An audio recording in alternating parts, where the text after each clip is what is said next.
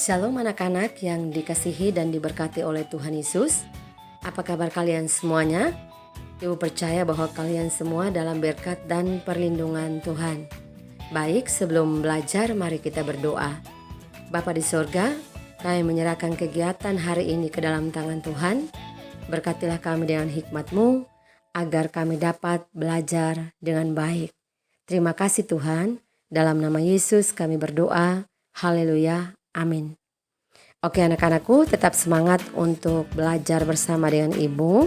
Dan kita akan memulai materi pada hari ini. Kita akan memulai pelajaran pada hari ini, bab 1, yaitu gereja sebagai umat Allah yang baru. Landasan teologisnya terdapat di dalam Kisah Para Rasul pasal yang kedua ayat 1-7. 1 Petrus pasal yang kedua ayat 9-10 dan Yeremia 31 ayat 31-34. Adapun tujuan pembelajaran dari bab 1 yaitu 1. Menjelaskan pengertian gereja yang sesungguhnya. 2. Menjelaskan makna gereja. Dan yang ketiga, menjelaskan tentang pergumulan gereja.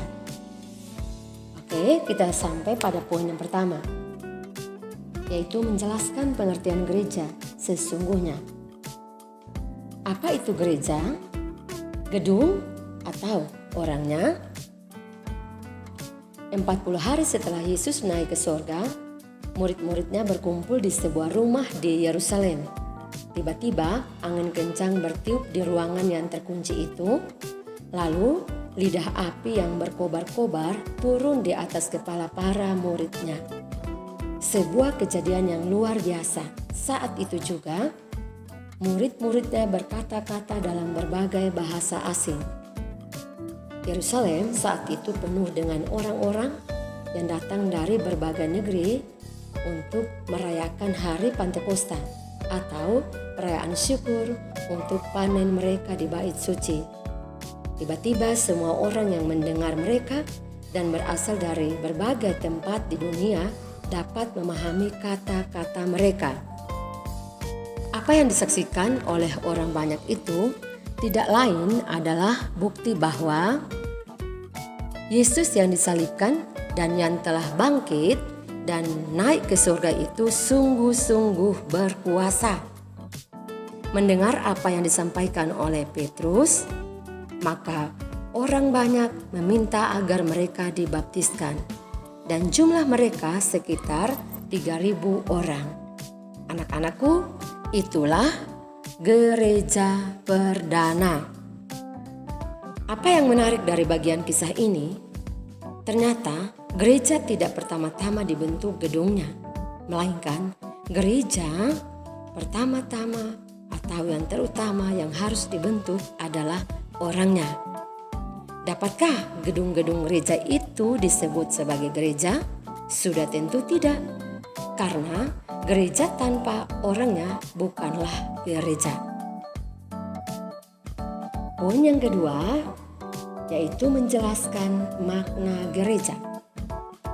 Apakah arti gereja sesungguhnya? Kata gereja dalam bahasa Indonesia berasal dari sebuah kata dalam bahasa Portugis, yaitu igreja.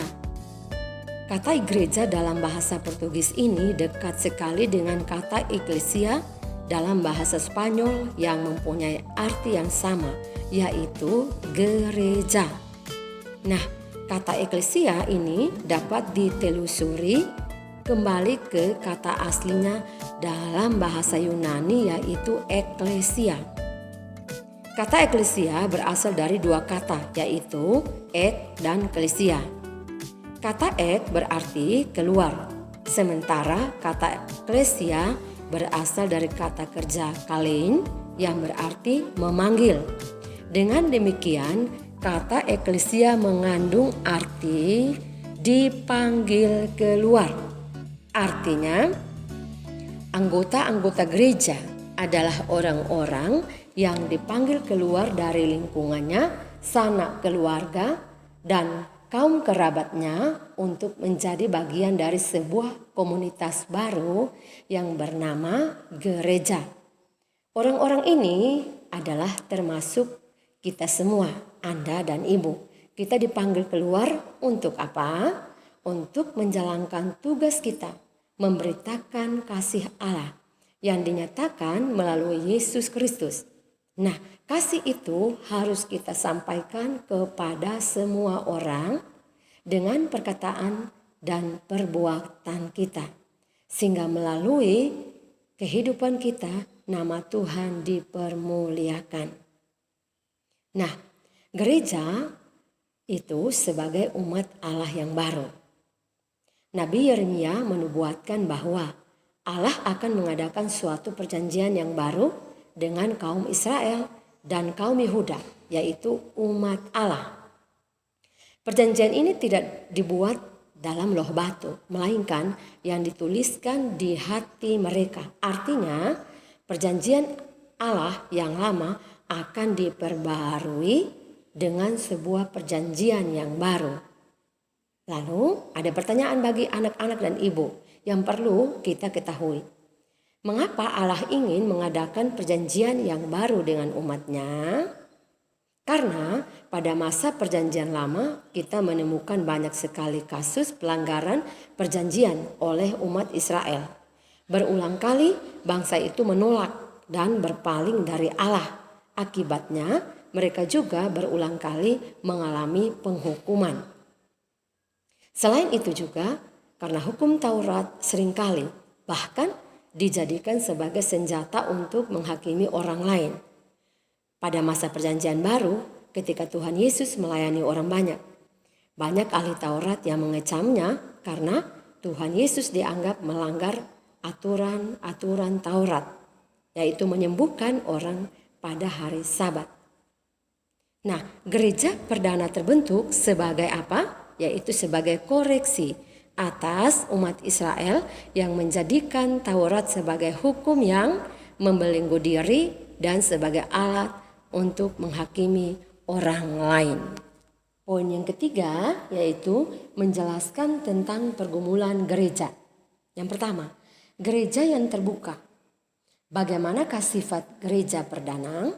Salah satu sifatnya sudah kita baca dalam bacaan Kisah Para Rasul pasal yang kedua, bukan?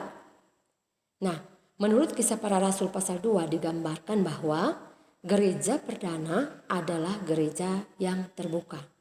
Gereja ini terdiri dari orang-orang dari berbagai daerah di seluruh dunia. Selain itu, gereja perdana juga terbuka bagi kepemimpinan perempuan. Buktinya, banyak sekali tokoh perempuan yang berkiprah di gereja perdana. Salah satunya adalah Lydia. Gereja juga menerima orang yang cacat, yang tidak sempurna untuk menjadi anggotanya. Nah, bagaimana dengan gereja masa kini?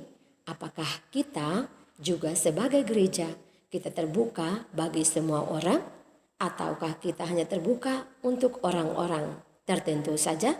Mungkin bisa kita terbuka, anak-anakku terbuka bagi teman-teman tertentu menerima mereka di gereja, atau terbuka bagi orang-orang yang kaya raya, orang-orang yang terhormat, dan orang-orang yang memiliki segala sesuatu.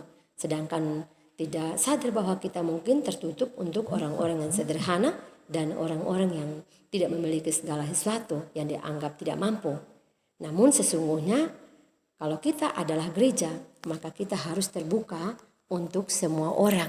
Apapun itu latar belakang kehidupannya, apapun itu status sosial mereka. Sebagaimana Tuhan Yesus yang terbuka dan menerima anak-anak dan ibu apa adanya. Selanjutnya, pergumulan gereja yang kedua adalah gereja yang gagal menjadi teladan. Nah, ini dia anak-anakku, perlu kita pelajari mengapa gereja gagal menjadi teladan dan apakah kita juga gagal untuk menjadi teladan. Mari kita belajar dari tokoh yang luar biasa, yaitu tokoh kemerdekaan India.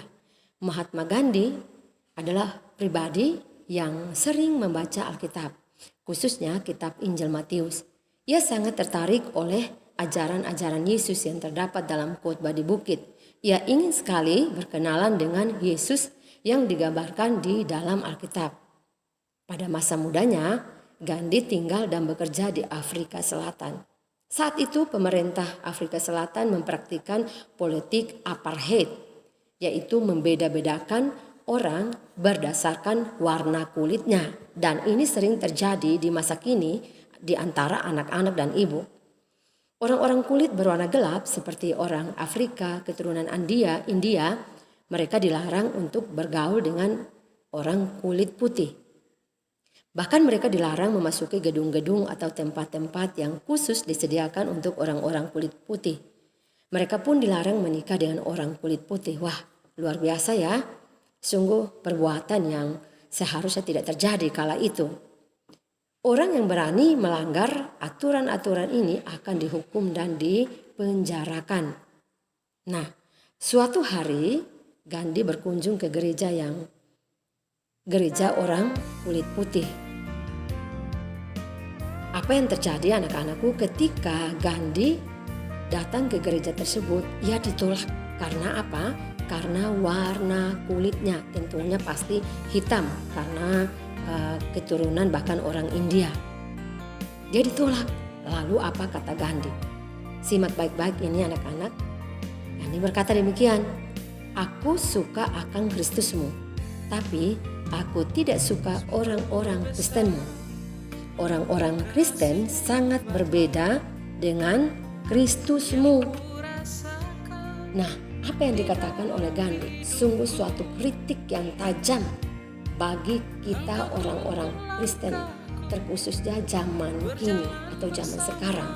Anda dan ibu, anak-anakku dan ibu di seluruh pelosok tanah air, siapapun kita, ini adalah suatu kritik yang sangat-sangat tajam untuk kita dapat melihat ke dalam diri kita sendiri, anak-anakku. Mengapa kita seringkali gagal mencerminkan siapa Yesus Kristus yang sesungguhnya yang kita kenal dan kita sembah itu? Karena melalui kehidupan kita, bahkan pola hidup kita yang tidak memuliakan Tuhan. Selain itu anak-anakku, gereja yang bergumul adalah salah satunya.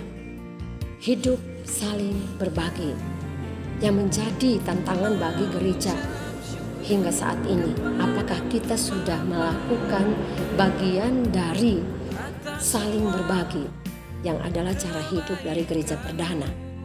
Saling berbagi, saling menerima, saling memperhatikan, dan saling memperdulikan. Kalaupun kita tidak bisa berbagi dalam hal makanan, minuman, pakaian, keuangan, dan lain-lain, paling tidak sebagai remaja Kristen, Anda dan Ibu melakukan bagian yang bisa ada pada kita, yang mampu kita lakukan. Kita bisa berbagi lewat nasihat, kita bisa berbagi lewat doa, kita bisa berbagi melalui mengingatkan, berbagi melalui perhatian kita. Itulah sebenarnya yang dikehendaki Tuhan bagi kehidupan kita semua sebagai gereja yang hidup. Kesimpulan pelajaran hari ini yaitu gereja adalah komunitas yang terbuka dan inklusif. Gereja yang sesungguhnya adalah Anda dan Ibu, bukan gedungnya. Jadi, sederhana atau mewah gedungnya tidaklah penting. Sebagai gereja yang dipanggil keluar, tugas kita adalah memberitakan kasih Allah yang dinyatakan melalui Yesus Kristus. Kasih itu dapat kita sampaikan dengan perkataan dan perbuatan kita, dengan berbagi kepada mereka yang membutuhkan, sebagaimana gaya hidup gereja perdana, sehingga kita dapat mencerminkan siapa Yesus Kristus sesungguhnya yang kita kenal dan kita sembah. Demikianlah pelajaran hari ini. Tuhan Yesus memberkati. Mari kita berdoa. Bapa di sorga, terima kasih untuk kesempatan kami belajar. Berkatilah kami semua dengan hikmat-Mu, agar kami dapat mengaplikasikan pelajaran hari ini dimanapun kami berada. Di dalam nama Yesus kami berdoa. Haleluya. Amin. Oke anak-anakku, sampai jumpa lagi pada pelajaran selanjutnya.